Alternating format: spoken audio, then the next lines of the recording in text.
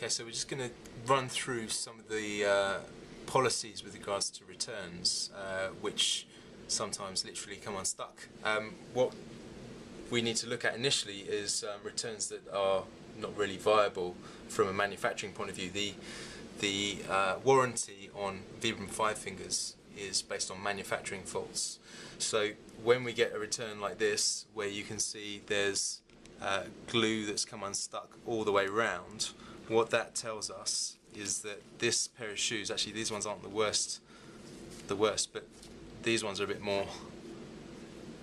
That shows you what it looks like. These have been washed at too high a temperature, and so it's melted the glue, so you can see it's come away in there. So that's someone who's washed their shoes at too hot a temperature. Unfortunately, that is not covered. That's someone not following the instructions. Now, you can also have accidents in your Five Fingers as well, and this is actually a pair of mine. I was running through the woods and I got a branch straight on the end of the branch caught the shoe and ripped it. Now, unfortunately, that's just an accident. It's not a problem with the manufacturing of the shoe. And in fact, this happened about 3 years ago, and you can see they're still holding together strong. I still wear them for running, so they will hold together. It's just a shame it's an accident.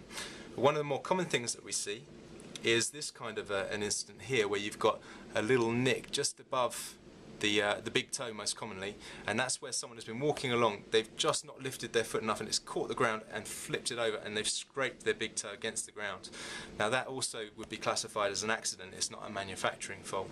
So unfortunately, that's not covered either.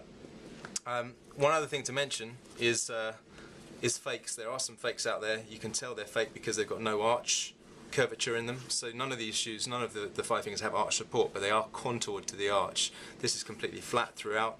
You can also see it's got a dodgy Vibram label, and sure enough, it's come apart in the wash as well, so it's probably a substandard glue. So unfortunately, that's not replaceable either. So I think the message is that if there's a problem with the shoe, it has to be a manufacturing fault for it to be covered by the warranty. If it's an accident that you've had or a mistake by washing it too hot, unfortunately it's not covered.